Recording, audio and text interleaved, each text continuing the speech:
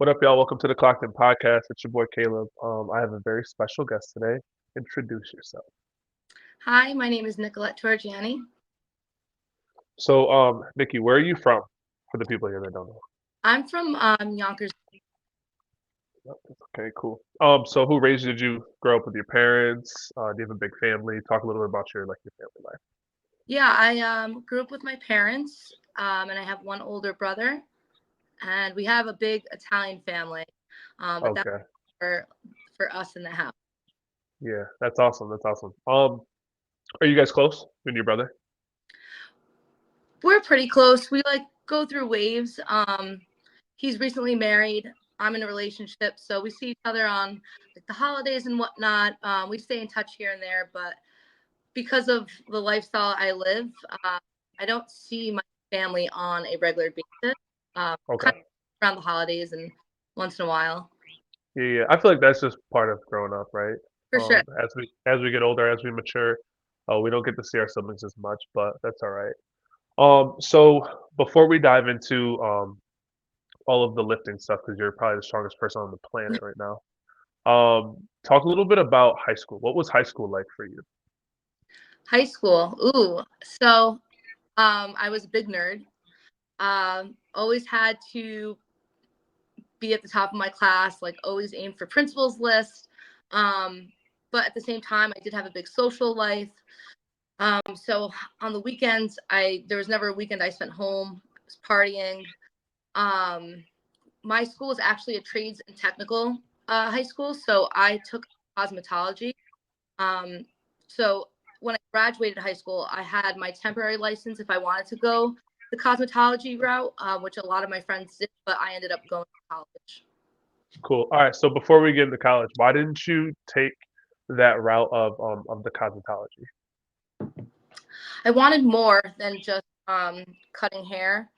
I think it was also like the fear of not having like benefits and insurance, and also just like high school teachers really put on like college is the way to go, college is the way to go. But I mean, at the same time, we were a trade tech school, so like most of our students had another option if they didn't want to go that route.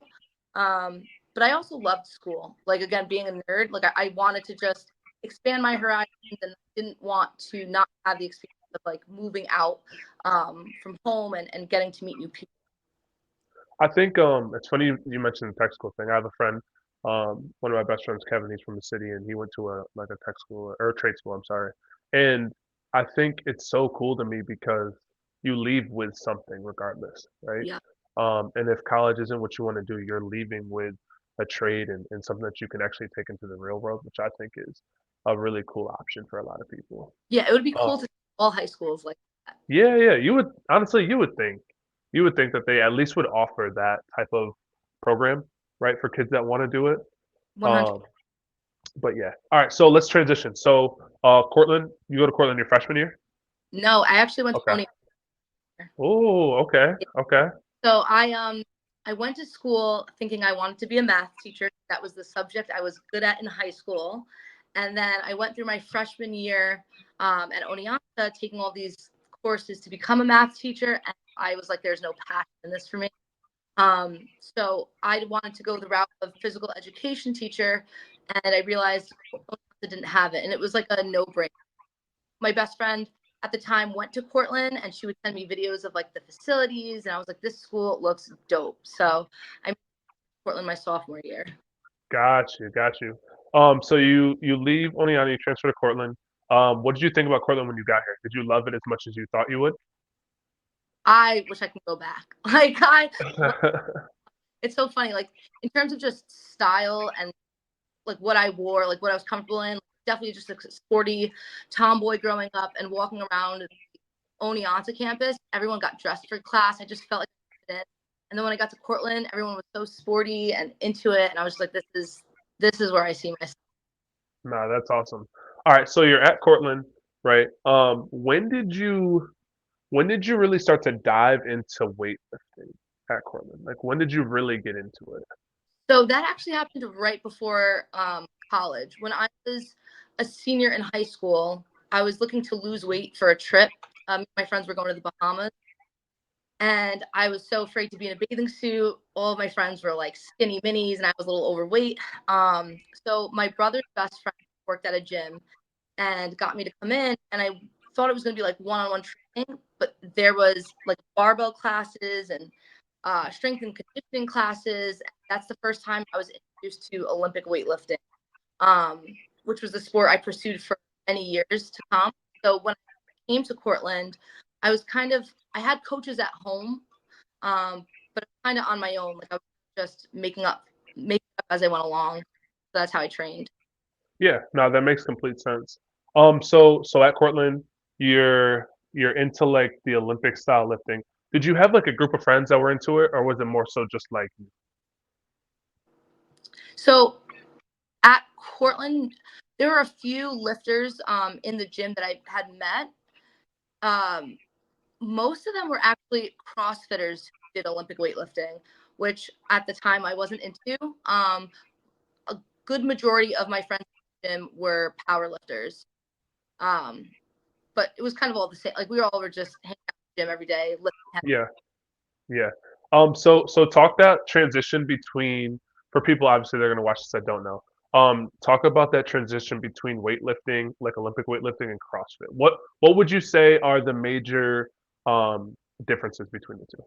Okay, so the sport of weightlifting, um, you are going for two lifts.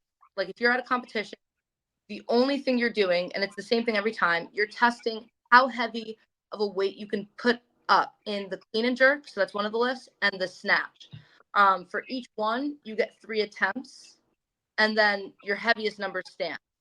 So for CrossFit, Olympic weightlifting is a part of it, but you can show up to a CrossFit competition. Olympic weightlifting might not even be. They might test it in that same way, like the heavy go, or it could be mixed in with muscle ups, handstand walks, running, swimming, like you name it. So CrossFit really is like an all-encompassing sport of all sports combined, and weight Hmm. subcategory of it. That's so cool. Yeah. So what would you consider yourself right now I'm a CrossFitter. Yeah. then? CrossFitter for sure. Yeah. CrossFitter for sure. Even though if you look at my Instagram, I do like to post my heavy lifts. So Yeah, yeah, yeah. weightlifter at heart. Right, right, right. So talk about the misconceptions, okay? For CrossFit. As someone like me, I've been into lifting and stuff for a while and training and all that. But I feel like there is misconceptions, right? There's labels that they have for people that do CrossFit. So kind of talk about like those kind of misconceptions that they have and what they are to you.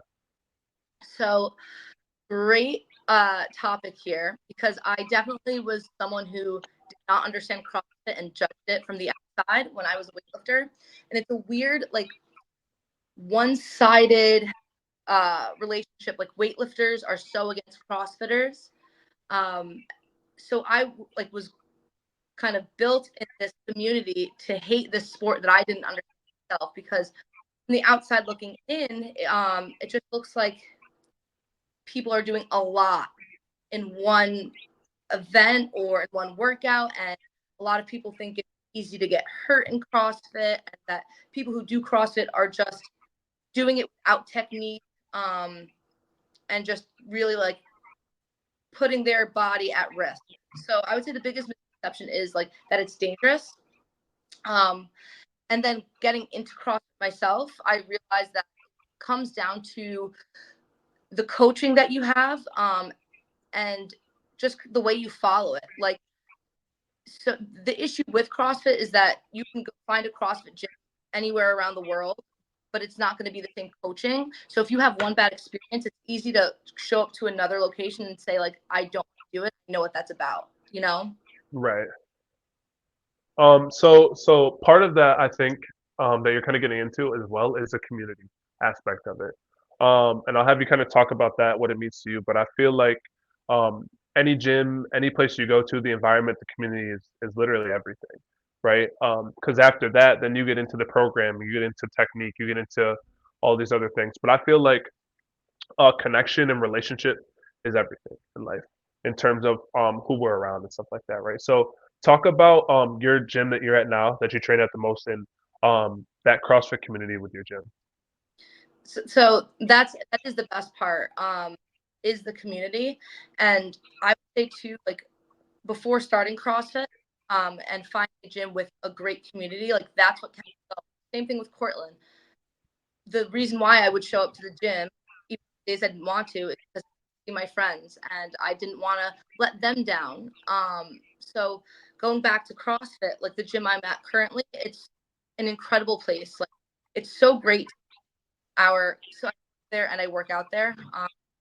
Our members that use our place as a way to like take off a load from like their actual life, come there and they're able to just be happy. And that's like just general feeling is everyone's there because they want to find happiness and success in their life in some way and make themselves proud, make their families proud. So it's just really an encouraging place to be. And then also being a coach there, getting to see all these transformations, like meeting people on their day one, like later, and just seeing what they're transforming. It just helps me in my sport. It helps me keep going. Yeah, no, yeah, literally. I feel like you have the best of both worlds, right? You get to be involved in that community, in that environment, and you get to see the perspective on both ends of it, which is honestly, I feel like is amazing. All right, so diving a little bit more into CrossFit. Okay, I'm intrigued about this. So when we look at goals, right, in CrossFit, and when we look at like the pedigree of where you can be, talk CrossFit game. How do you get there? How do you qualify? I don't really know a whole lot about that. I have a lot of friends that are in CrossFit and they enjoy it, but I love watching the CrossFit game. I think it's freaking crazy, Yeah. right? But talk a little bit about that too. All right. So yeah, this is really cool to get into. It's hard to understand, like, and it took me a little bit too. So I'm glad I get to explain. Um, we'll start with the CrossFit Games. The CrossFit Games is the Super Bowl to the NFL. That is the end game. That is where the athlete wants to go. So the season starts in February for something called the CrossFit Open, and it takes place online. It's 3 weeks long. So we actually just got done with it. Week one comes out. Thursday, a workout is announced.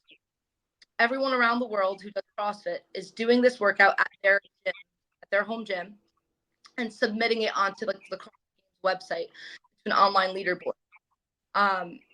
So let's say I don't know the stats this year, but like last year, I think there was like 300,000 people who signed up.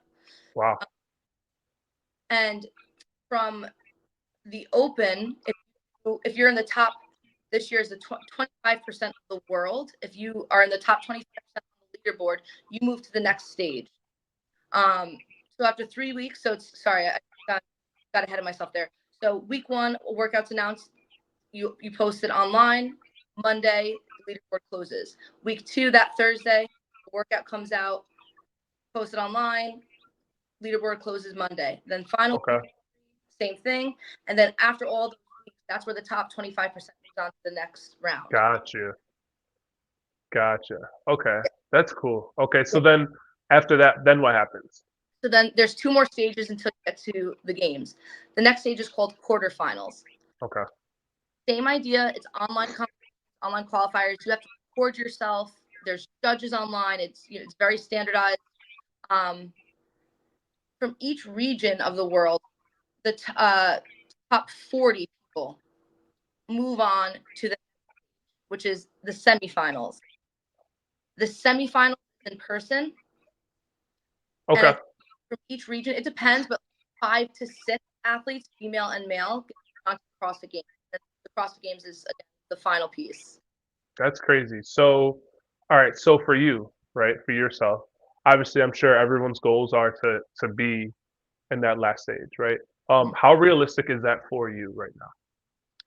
So it's interesting. So I just started CrossFit in 2021, so Okay. almost 3 years. Yeah. Um, I went to the CrossFit Games last year on a team is a little bit easier to make because you go team or indie, but it's still very, very tough. Now I'm pursuing the individual route this year. The chances of me making it this year are not that, like there are people who have been doing this for 5 to 10 years who are still trying to make it. But I am going to try my hardest. So if I don't make it this year, I'm going to make bets on myself that I make it next. That's crazy. So what level of the like where are you at right now as far as that goes? Like is it semifinals? Like where are you guys at now with that? So the Open just finished. Okay. 2 weeks we have quarterfinals. Okay. Yep, That's crazy. That's exciting. very exciting. That's super exciting. So what was the last workout that you guys did for like the open? Like what was the last one? What did it entail? Okay, it was, let's see, it was 4 time. Okay. Hold on, I'm trying to recall it. Um, 5 rounds of 10 thrusters, which I'll explain what that is. That's I think it was 65 pounds. Okay. 10 thrusters, 10 chest to bar pull-ups, Okay. 1 minute rest into 5 rounds of 7 thrusters at a heavier weight and 7 bar pull-ups. And I think Jeez. 15-minute time cap. Right. And the thruster is like you have a barbell on your shoulder and you're basically squatting all the way down to the bottom, and at the top you're locking out overhead. Cool. Cool. So did you kill it? How was it? It was a hard one for me, but I finished in sub 11 minutes. It was Okay. it was a good one for me to see like progress I Yeah, movements. yeah, yeah. All right. So in Nikki's perfect CrossFit world, right? What are your two favorite exercises like that you would kill if you saw it on an open? You're like, yo, I'm gonna kill it. What are your two favorite exercises? Hmm. Anything with burpees. Okay. Anything with burpees.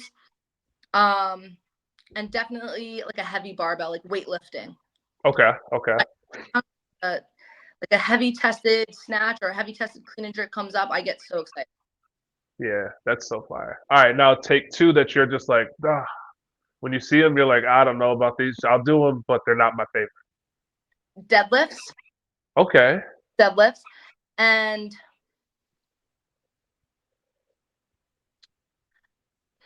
deadlifts and double unders, which is funny because the second week Ooh. open had both of those in it in a workout plan. Of course, right? Yep, Of yep. course. And it's the Yeah, deadlift is go ahead.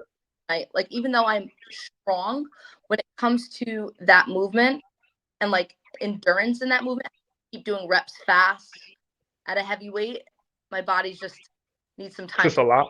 Yeah, it's a lot. Damn, that's crazy. All right, so this is kind of one of my favorite parts of the segment of this episode that I do with shows and stuff. I call it pain and loss. Okay. I think that for me, I know a lot of people agree. Um, we've all been through various things, right?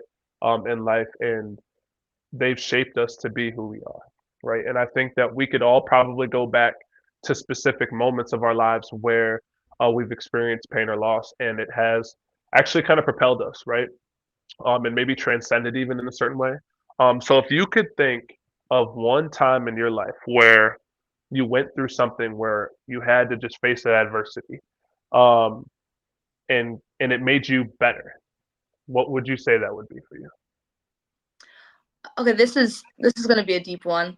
Cool. Um, I would say so. Starting out CrossFit, um, one thing I knew, like if I wanted to be one of the best in the world, I knew I had to do everything right outside of CrossFit. So I told myself if I was ever to change sports, I know to be the best athlete I can, I have to give up drinking. I have to give up partying, that whole side of life. Um, Growing up, I come from a family of addiction, so I've seen my family encounter hard times with it, and in the beginning, I didn't really um, acknowledge that I do until it was time to give it up. Like I set out this goal, I said it to people, I said it out loud, I said it to my coach, my boyfriend, and then when push came to shove, I switched sports. I struggled to give it up, and that caused a lot of issues in our relationship, and it caused a lot of trouble inside, like even just me and like liking myself. Like I you know, I'm not going to, and then the weekend come and we'd be going out with friends, and just, I would say like, oh, it's so and so's birthday, or I'd find like a reason to it until we had like a tough conversation. Like I wasn't backing up my words with action. So I, a few months into CrossFit, gave it up completely. I haven't touched it in almost 3 years. Um, and I told myself, like, if I ever was to drink, not until I make it like make it to the end, like make it to the CrossFit Games as an individual. But I've been with it so long now that like I just found a new strength like in my life, like a love for life. I feel like how much better life is without it. And it feels like my personal weapon. Like when I see like other athletes celebrating, and not to say that there's anything wrong with that. I just know that like that's an extra day that I'm getting like to get better. Got you. I love that. I love how you turned that situation into I tell all my friends and athletes that I train in my gym, like, just this ability for me to have that mental edge, right? Mm. And you have to, as athletes, I think we need things to keep us going, not only physically but mentally. And normally things that mentally give us that edge emotionally are driven from us as well. So I think that's pretty cool. So dive in a little bit into that a little bit more. So what is it like you said, like when you see your friends or like other people, and like, yeah, like you said, there's nothing wrong with it, but for you personally, you have goals and you have these things that you want to have done. So like, what is it like to really just feel, I don't know, I feel like at times for me personally, I feel not alone, but like, damn, you know what I mean? Like, oh man, you know what I'm 100. saying? So I don't know. It was so hard at first, especially when I first started CrossFit. I wasn't friends with one yet that was doing CrossFit. So it me and my boyfriend in a gym alone, and he's teaching me these movements, and we're working out for hours, and then we'd go home and we'd go to sleep and wake up and do it again. Then the weekend would come, and all of our friends that are drinking would invite us out. And at first, like I had complete FOMO, and I would say for like the full like first year, like I chose not to go to like family parties. I chose not to go to certain celebrations because I knew being in that environment, I would just want to drink. I would just want to party. Right. And when I started getting more comfortable and more like accepting of like my new lifestyle, I started to venture out. And when I first started going to parties, it was tough. Like it was tough watching everyone. That's all that was on my mind. And then the more I fell in love with my sport, and then the more the community grew around me, the like the less I felt like I needed it. Yeah, yeah. I'm so blessed and so fortunate. All of the athletes that I became friends with are on the same like straight and narrow path. So if we do hang out on the weekend, do go out for food on a Saturday after our training, no one's going for that. So it just makes it a lot easier. That's so cool. That's so, like, while you were talking, I was just thinking about, like, that's like the perfect inspirational story, right? To an extent, as far as you made this decision to do something for yourself, right?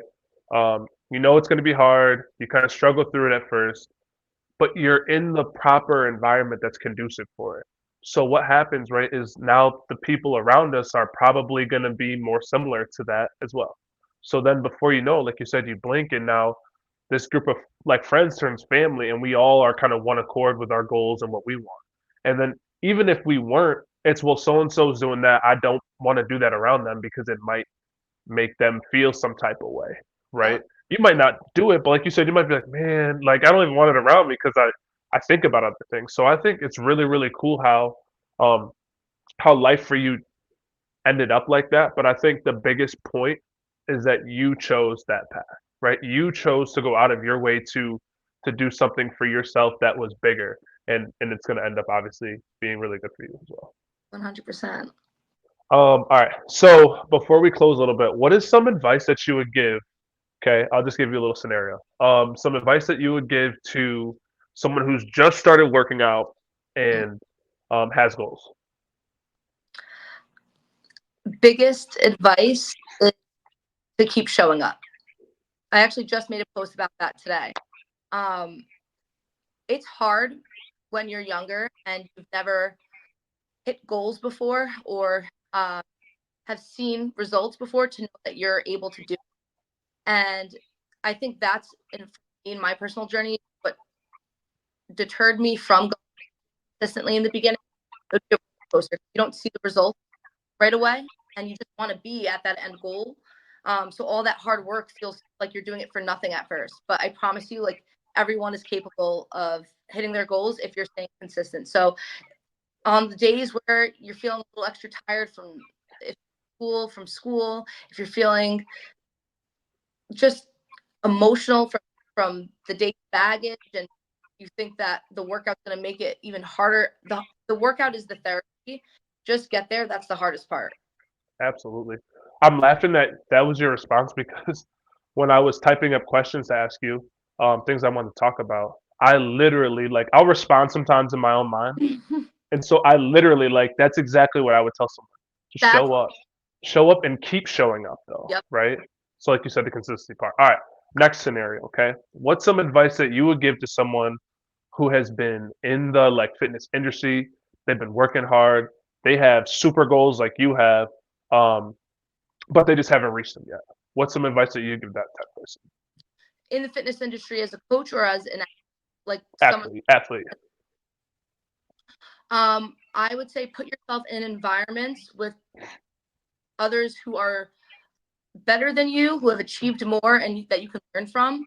Like, that was the biggest thing for me, was getting uncomfortable and being around athletes that could do literally the most high level shit that I couldn't even do, and like learning from them. Yeah, Most of the time, I mean, I guess it might depend on your sport, but a lot of people have been in your shoes before. They want to help. Like, even for where I'm at now, I love when people step out of their shell and come around, and you could see how scared they are. Like, I remember being that like a few years ago. Like, just get help from those who are doing what you want to do. no, I love that. I like literally that's like something similar that I would give advice to, right? Because in that standpoint, it's like you're giving advice to yourself, right? So how can I get better if I have been in this lane for as long as I have? How can I get better? Well, surround yourself with people that are really good at it, maybe better than you even, right? Yeah. So that there's this challenge, there's this like competitive nature that's still going. Before we close, I want to talk about the coaching aspect a little bit with what you're doing. Um, Talk a little about like pros and cons, how long you've been coaching, yeah, everything. Just a little overview of it. So I started coaching right out of college in group fitness, and then about years into that, I started personal training, and now I do both. I coach classes for CrossFit, and I have personal clients. Um, Going into it, I was so excited as a pro. I get to make my schedule. I have to, do this 9 to 5 job. And then being in it, you're like, oh, everyone wants to get coached like 5 a.m. and 6 a.m. sessions. Oh, I'm gonna have like sleeping in, and so it's definitely a big life adjustment. But it's so rewarding. It's so rewarding, and I basically live at the gym, right? Like, I train hours a day. I do 2 sessions a day, and I have my clients morning, evening. So I'm there all the time, but it's such a great environment to be that I don't mind it. Yeah, that's awesome. That's so cool. All right, before we leave, you got to give me a couple of your favorite lifting moments, times where you have just like PRs and stuff. And I'm gonna get videos of them, so I'll post them like in my little teaser that I have. But just talk about a couple of like your favorite PRs, your favorite moments, even like CrossFit moments that you've had as well. All right. I would say the biggest one for me, weightlifting, happened in the CrossFit gym. So I'm still PRing even though I'm doing CrossFit. I Awesome. think this was around a year ago. I PR'd my clean and jerk. I hit 240, and the way Sheesh. to yeah, it was so much fun. It's like all of us are going back and forth on the barbells, and as you get to the heavier weights, then a crowd starts coming around, and you're cheering each other on. Um, and it was just a number I've always wanted to hit, and it felt so good hitting. That's so cool. That's a lot of weight too, by the way. That's quite a bit to be clearing and jerking. Give me one more, maybe even like a CrossFit one. I'm gonna say, uh, CrossFit's funny. I think my first ring muscle up, my first ring. Oh, Yeah, My boyfriend was coaching me. This was like a few months into CrossFit. Um, he was showing me all the skills like on the floor, going through like accessory work to build myself up to it. And then the first time jumping up those rings, he was standing in the corner. I think in the video, standing in the corner, and I hit it, and we were both shocked that I got That's so it. cool. It was insane. That's so cool. All right. So, lastly, when you think about your journey, right, from where you've been, right, where you started from, and where you are now, I feel like we all have people along the journey that have helped us, whether it was later on, earlier on, um, however it may be. There's definitely been people around us, whether it's encouragement or showing us stuff or whatever. Can you list a couple? I'm sure there's more than you probably maybe remember or not, but can you list a couple people that just helped you and how they helped you? Okay. So I mentioned it earlier. This is the biggest person. If it wasn't for him, I would not be where I'm at today. My brother's best friend growing up, his name is Frankie Dag. He was the first person to bring me to the gym. And he became like this role model for me. He's more than just someone who helped me get in shape. Like he was really into when I was in college, like making sure that I was just getting with the right crowds. Like, when it came to just anything, he just pushed me on the right path and the right where I was like on top of my game. Um, and then in the weightlifting world, there's a handful of people. There's a guy who went to Portland who started working with me at home. His name is Kevin Lee. He really helped me out when it came to Olympic weightlifting. I was a young college kid, not working, like didn't care that I couldn't pay anything, and he would just take the time out of his day to coach me. And then he introduced me to his former coaches when I was like hitting level, um, Danny and Mark, a lot. And then to wrap it up, the person who has cared the most, put in the most time, and continues to push me is my boyfriend Tommy. He's my current coach for CrossFit. Um, it's insane how much he's given to me to see to see me grow and push me to where I'm at today. That's so awesome. And one thing I loved about kind of everything that you talked about was um, the connection basis, right? I think we all talk about networking and how it's almost like how important it is just to know people and how um, I think you might not realize it, right? But who you are is a huge reason why you met all of those people that you talked to and that you mentioned, right? And who you are is probably um, another huge reason as to why they did all those things for you and why they continue to, right? I For sure. think sometimes we have to remember like the person that we are, how we treat others tends to usually come back to us. You know what I mean? I love that. Yeah. And So they yeah, take go ahead. after I've experienced that, I recognize I need to pay it forward one day. Like, and then I had someone like a family friend come into my life interested in I was going, and I was able to do for her what they did for me. And like, I hope one day, she that along. It's very true. And I think you're still doing it, right? As a coach right now, you're doing it. You might not have ever like it's so crazy. I was on the podcast earlier with my friend Mark Lyons, and he plays professional basketball, and he's amazing. But we were talking about how crazy it is when um, you do the right things for people and it comes back, and you Yeah, don't realize it. You might not know, but our story's already written, right? And it's our job now to kind of just do the best that we can with what we have, right? And I think, like I said, you being who you are, I think all of those people that you mentioned and more probably feel the same way about you, right? yeah. So that's Love, awesome. love that perspective. So thank you so much for this. I'm super excited to get our viewers to watch this and drop it, and I know they're gonna love it too. Yeah, thanks for reaching out. Thanks for staying on top of me about it. Yeah, absolutely. Be good. I'll talk to you soon. All right. Sounds good.